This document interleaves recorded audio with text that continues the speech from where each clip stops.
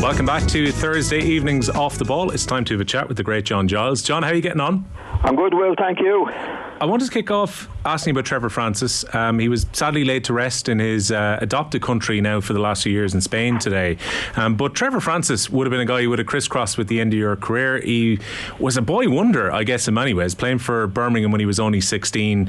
He scores 118 goals in 200 odd games for Birmingham as a young player, becomes the first £1 million player, 50 caps for England. Seems he was an unbelievable prodigy of a young player. But he was very good. As you say, Birmingham, I think, were in the second division, not going very well, Will, when they put him in. And he was a sensation for them. Scored goals straight away. It was like an experienced player. He was a first-class player. There's no doubt about that. Convinced Brian Clough to spend that landmark amount of £1 million as well, which is, he'll always have that piece of history as well, John. He was the first £1 million player. Well, it was a lot of money then. Well, you know, with the transfers we see today, we're talking about, 259 million. And Trevor was the first player to move for $1 million. Yeah, he was a good. I met him on a couple of occasions. He was a very, very modest lad. Actually, one occasion I met him, I was in America playing for Philadelphia Fury, and he was actually over there at that time playing for Detroit. We played him in Detroit, and he asked for a photograph. I was playing with Alan Ball in Philadelphia, and Trevor asked for a photograph afterwards with the two of us, which he had with us in the middle in it. So he was very, very respectful to older players. But from what I know of him, he was a very nice, very, very nice individual, and a terrific player, of course. Lovely thing for a lad in his early 20s who would go on to achieve so much, because he was very young when he spent that summer out in America, and it seems he did fairly okay. He was on the All-Star team of the year with the likes of Franz Beckenbauer, who was playing in New York at the time as well. But for a lad in his early 20s to recognise yourself and Alan Ball and to come up and get a photo, which is a very nice touch from him. It was very, very good. Yeah, he was a nice fellow. Anybody, I never heard a bad word about him. And he was, I know for a fact he thought Leeds were the best team he ever played against.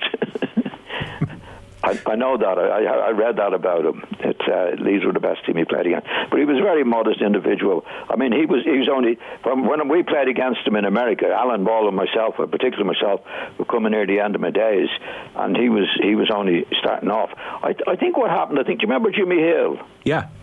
I think Jimmy Hill bought that club in Detroit. Or he was involved in it anyway. Obviously knew Francis was a good player, a good lad to get over for the summer. Yeah, and he got him over when he was a young player, because most of the lads went to America at that time when they were coming near the end of their careers. But he asked for the photograph afterwards of Alan Ball and myself. Now, he was a very nice lad and a terrific player. Was it an enjoyable year playing out in the States for you, John? Because I'm kind of thinking about this when I look at Leo Messi and, Messi mania around Miami at the moment with his first two games there. And I know maybe the appetite for soccer, as they call it, maybe is a bit different now compared to the late 70s. But you were going over at a time when they were bringing a lot of the European stars towards the end of their career over to America to try and grow the game at the time. Yeah. It was much better than I expected it to be. All the stories about America at that time was, well, they're all fancy tricks and they're all this and they're all that. And I thought they were very good. They had a few different things, all right, but one of them was particularly good, in my opinion. When you had a draw after 90 minutes, Richie, there was no such thing as a draw in America. After the 90 minutes, and it was level, you had a shootout, right? And the shootout was... he got the ball on the halfway line, the attacking player got the ball on the halfway line, and he had 5 seconds to get his shot in. A more difficult skill in some ways than stepping up 12 yards out from goal and taking a spot kick. I remember seeing this on TV a few times. They didn't have penalties. They had the shootouts, and the shootout was very, very good, because you had to be very skillful to be able to do it. So you had, instead of having 5 penalties, you had 5 of them, or it might have been the first one that scored. So what they were doing it for, say in England now, anywhere, you get a draw 5-5, you get a point, right? What they were doing in America, if the team won, say, 5-1, they got 5 points, and the other team got 1 point, right? So in what they were doing is they wouldn't have a draw; they'd have the shootout, and the shootout team that won the shootout got 6 points. Do you know what I mean? Yeah. Like, in other words, if you drew 3-3, right, the team that lost in the shootout got 3 points, but the team that won in the shootout got 6 points. Just goes to show the American sports, because it's what used to, John. They were way ahead. I couldn't believe it, because when I went, I thought, oh, it's going to be flash stuff in America, but it wasn't. It was very, very good. The crowds were very good. They knew the game. I was only there for 3/4 of a season, and I really enjoyed it. Obviously, I was travelling around America as well, but it was much better than I expected it to be. Did you get to take any of the shootout penalties yourself, John? I never got a shootout for it, you know. Ah, missed out. I never got a shootout. I never got a shootout. I always thought it looked like good fun. I think the goalkeepers enjoyed it as well, because we see the goalkeeper running out to try and narrow the angle as well. Maybe they enjoy trying to put the player off, and you know, it's a different skill needed. It was very skillful, Will. You know, it was harder than a penalty. Yeah. You know, they gave the goalkeeper a better chance. There was a bit of skill. You went from the halfway line. You had to knock the ball way ahead of yourself. You couldn't knock it too far because the keeper could come out. But I certainly enjoyed it. But that was my, to get back to Trevor Francis, that was my only real connection with him. I did play against him in the 72 Cup final. We played, Leeds played Birmingham in the 72 Cup final. They were in the second division then. I think we beat them 3-0, 3-1. But I probably would have played against him later on when I was coming near the end of my career. But he was a top-class player, really was. May he rest in peace as well. I know, John, you were watching the women's team against Canada, and unfortunately the World Cup journey has come to an end for them after that 2-1 defeat against Canada yesterday. And like, it was so promising. A few minutes in, the Katie McCabe goal directly from the corner. You're hoping, when you're the underdog against the Olympic champions, that maybe that's something for Ireland to hold on to. But as the game went on, I think particularly after half time, Canada just really seized control of the game, didn't they? Yeah, they did. Yeah, they were too good for us in the end. Well, there's no doubt about that. But you know, the Irish girls, they started really well. You know, and the keeper, I thought the keeper, the Canadian keeper, was very much at fault for the goal. I mean, as we know, it was a direct corner kick, an in-swinger from Katie McCabe. But I thought the goalkeeper, the Canadian goalkeeper, was very, very nervous. And we didn't really take advantage of it. We were on top for a certain period of the game, but then, as you say, in the second half, they were very good.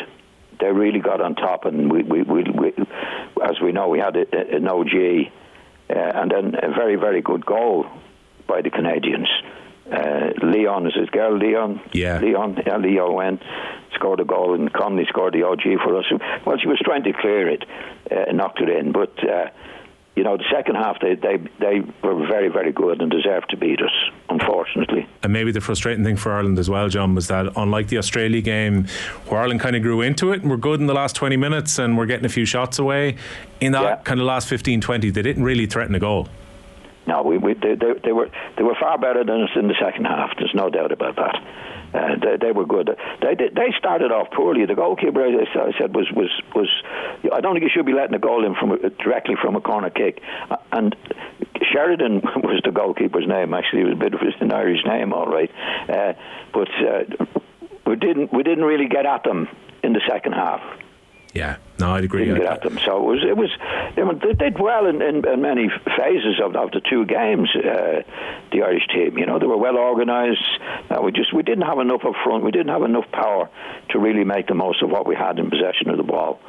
But it's a good experience for the girls anyway. Yeah, I think so. I did think that was probably true over the couple of games as well. It was like almost the ball just wouldn't stick up front at times when you're playing at the back. And like when Ireland are absorbing that much pressure, John, it can be very difficult if you don't have an out ball to actually get the ball away from your defence for a while. You have to work very hard if you're sitting at the... Well, you're right. We couldn't do it to get up there at and have a go at them, because obviously if you're attacking, there's only one ball on the pitch, so it does give the defence a chance. But we couldn't do that, you know. Like we a lot of good girls. I thought they were a lot of good girls. The captain was very good. Sullivan, is it? Oh, Sullivan, yeah. Good. Good players, so it's good experience for them, that's for sure. Yeah, no, it's definitely one they're going to carry forward from here.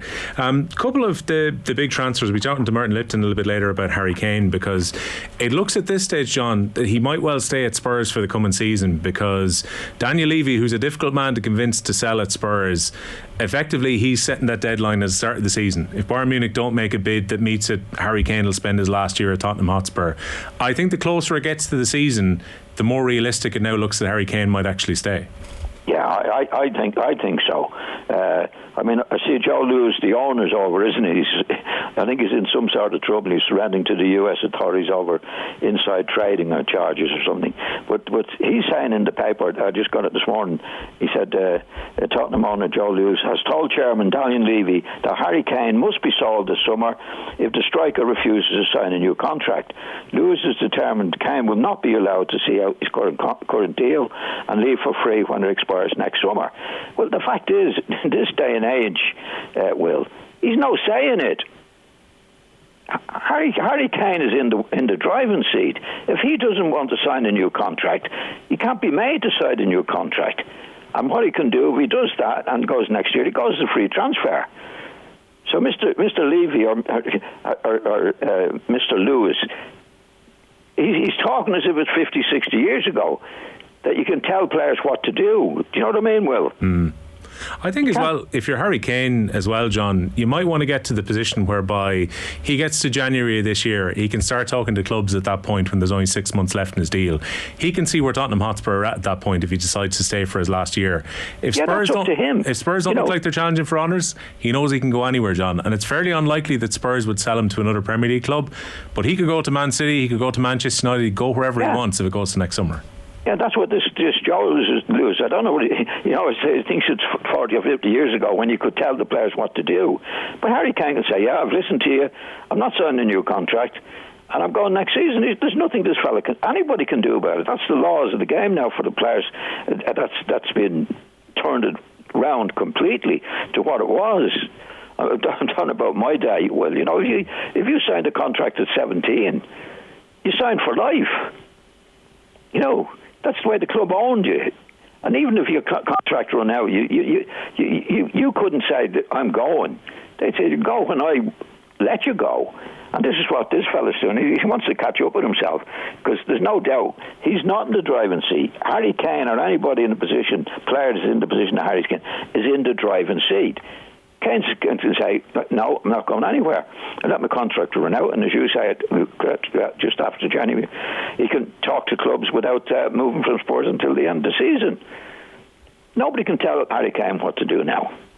I think as well he's earned that opportunity, John, because he's been tremendously loyal to Tottenham Hotspur. He signed a very, very long-term contract back when him and his brother sat down in an office with Daniel Levy, I think 5-6 years ago now at this stage, and he signed long-term. Didn't get his move to Man City, which he clearly wanted a couple of seasons ago, because there was so much time left in his contract that they couldn't agree a deal. If I'm Harry Kane, I'm probably thinking this is my last big move in football. Therefore, I may as well make the most of this. But and for other players, Will, that's the rules are today. If you sign a 3-year contract and that contract is up, you can leave for free and make your own deal with the club, and that's what Harry Kane will do. So this Daniel Levy and Joe Lewis can say what they want and do what they want, but Harry Kane is in the driving seat, and if he doesn't want to sign a contract with Spurs, then he can go for free next year. That's what he can do, and nobody can stop him. It's great. Look, it's a great thing the power has shifted towards the players compared to this idea that you could end up with an owner who just wouldn't let you go back in the day. I think of Kylian Mbappe's situation at the moment as well, John. PSG know he wants to go to Real Madrid on a free transfer next year. They claim he's already got an agreement to go there. If I'm Mbappe, I'm probably thinking this is a similar situation. I've got 1 year left on a contract that I signed. Let me run it out and I'll walk for free next year. Sorry? So if I'm Kylian Mbappe, John, I'm thinking I was loyal enough to sign a contract to stay till 2024. If that means I have a deal to leave next year, that's the agreement I have. I'll just walk next year. That's it. It's like, it's like anybody else in any other job, except that football has a history going back to my time and just after my time, where you signed at 17 and you signed for life. You know, if the club would sell you if they wanted to sell you, right? But they could keep you for life, you know, and that was on a maximum wage. I'm going back to the old days now, but it was you know, it was the only job in it was in England at the time that was different to any other job. You know, if you signed a contract as a carpenter with some firm for 2 years and 2 years up, where you could go, you couldn't do that in football. You signed at 17 and you signed for life. And that was it. You could only leave if the club allowed you to leave, along with a maximum wage. So, you know, things have changed now in a big way. The players, if they sign a 3-year contract, like any other person in any other job, your contract is up, you can leave. And that's what the players have. That's what Kane has. That's what Mbappe has. Except for Mbappe, we're talking about 259 million. Will, you know, but that's up to him and the club. And if he wants to leave next year, he can. I can understand PSG wanting to sell him and saying, I want you to leave, we're not letting you leave for free next year. But at the same time, I can totally understand why Mbappe would have no interest in going to Saudi Arabia.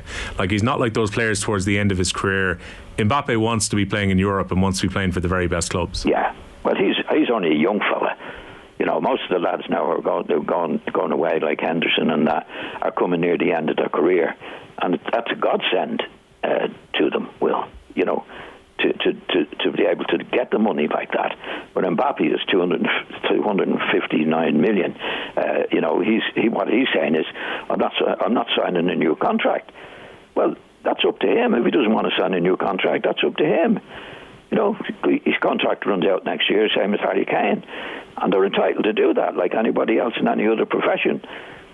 And the thing is with Mbappe, whatever happens, Will, he's not going to be short of a few bob. He certainly won't. He might be leaving 700 million on the table by not going to Saudi Arabia, but Real Madrid will make sure he lives pretty decently in Spain, I would think. Yeah, I think so. Yeah. Well, we'll see what happens with him next year. John, thanks a million for joining us on the show. Thanks, Will. See you soon. Off the Ball on News Talk.